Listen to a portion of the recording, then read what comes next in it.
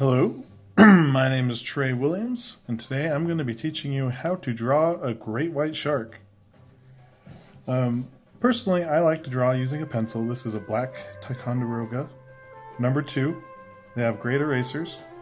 I'm not going to take too long on this, just give you kind of a basic idea of how to draw things, give you an idea of shape and form.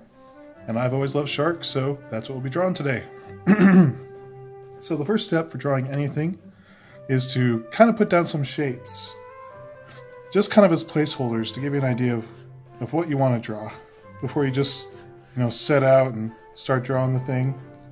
The shapes actually kind of build a skeleton for you, which you can build on from there, and by the time you add in the final lines and all the details like shading, you won't even be able to see this anymore. So you can see right there already, kind of a torpedo shape, but you can kind of see elements of the shark there, even in this early stage. So, drawing the fin, move up, maybe, start putting in some small, minor details, like where the mouth's going to be.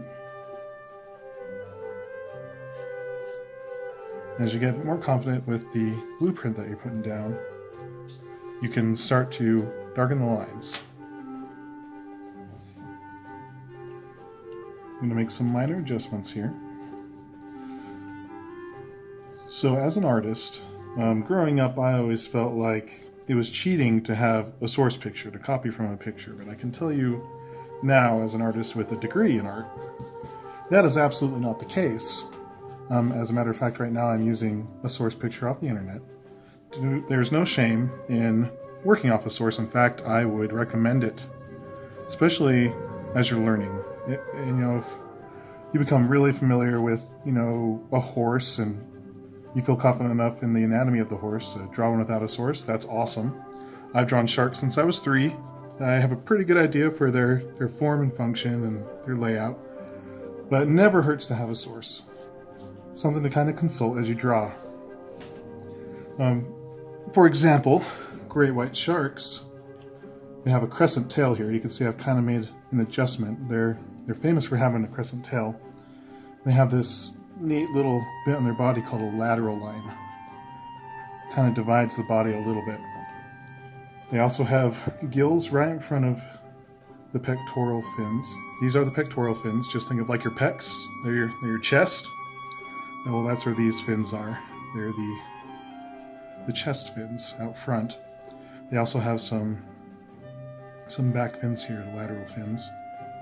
And this is the infamous dorsal fin that we see in all the movies. Oh, I kind of left the gills there. So, just an interesting tidbit about sharks. You're safe drawing anywhere from 3 to 5 fins on a great white shark. Deep water sharks will have more fins to help them get more oxygen out of the environment. We'll go with 3 here. 4 feels like a bit much. So these are just kind of anatomical details. Aren't too important right now since we're still just working on the frame here. Don't forget the other pectoral fin on the other side. Drawing is interesting because you have to take into account all the different perspectives, all sides. Even though this is a 2D image, you have to be thinking in 3D to make this thing look realistic. An artist has to be mindful of all these details as they're drawing. Alright, so despite everything I just said about sources, my laptop that has my source picture just died, so we're going to be winging it for the rest of the way here. That's alright. You can see most people will be able to recognize this as a shark already. So what we're going to do is just kind of work on filling in some details. Again, I'm not going to make this too elaborate of a picture just because, we're doing this in 5-10 minutes. Good picture of a shark could take hours, which we just don't have. I don't want to bore you for that long. So we're going to draw the eye. Now the eye usually will go right above the mouth. And fun fact about a great white shark is their eyes completely black. They have a film that rolls up and over to protect them when they're biting or attacking prey. They'll roll over white. But when they're out swimming, just pitch black. So what we're going to do is kind of ring that to emphasize the black, but keep a little light in the middle, kind of to show that that's reflecting some light. Nice little trick of drawing eyes. And we'll just kind of freehand the pattern of a great white. Great whites have kind of a speckled, uneven pattern over their top. This is to help actually give them some camouflage from the top, and the reason they're white from the bottom is so that anything approaching from beneath them might mistake it for the light above. Whereas from the top, you look down, they're going to be the same color as water. It's almost like a camouflage technique for a creature swimming in the ocean. You have little odd speckles. Now, alright, well, due to a slight malfunction with my camera, it stopped recording and I was not aware. So we're a bit ahead here. I just made some slight changes. I brought the camouflage down because it always includes the pectoral fins. I've highlighted these bottom lines, rather than highlighted, I've low lighted. I've made these lines darker to emphasize shadow. You can see that it kind of gives it more definition along the bottom.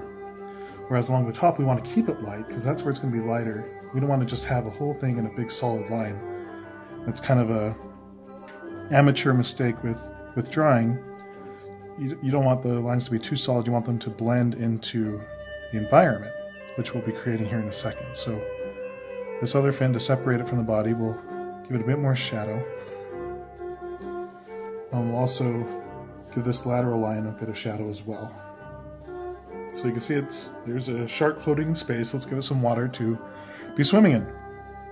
So with the pencil, this is why I like using these classic wood pencils. To create the water, all you want to do is kind of do that thing you do as a kid with crayons and use kind of the broad end of the pencil and just gently switch it back and forth here. And you can see already that's starting to make the shark pop out a bit more. It gives it an environment. And these dark lines don't seem quite as harsh. Especially when I go from the top, I'd probably even go a bit lighter to show that this is where the light's coming from. This is near the surface. So you can see it's a bit lighter. It doesn't have to be too uniform just because, you know, water will have light refracting through it. It's kind of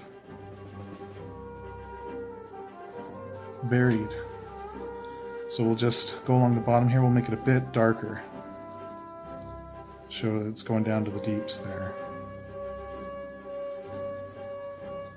This goes a long way in establishing whatever you're drawing. And, you know, any underwater sea creature, it's going to be easy to draw the surroundings just because it's water. If you're, again, like drawing a horse, you're going to want to, you know, create an actual environment, which is a lot more work.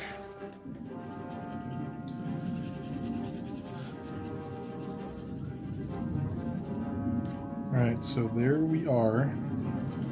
Again, very, very basic picture of a shark. But if you're interested in drawing, these techniques can be applied anywhere. You can apply them to the human form, you can apply them to animals, you can apply them to landscapes. You just create a foundation, use basic shapes. You know, don't jump into all the minor details too early. You know, make sure you kind of set everything up and save all the shadows, all those little details, save them for the very end. And before you know it, you'll have a picture. So there you go. It's a great white shark. Thank you for joining me. Have a good day.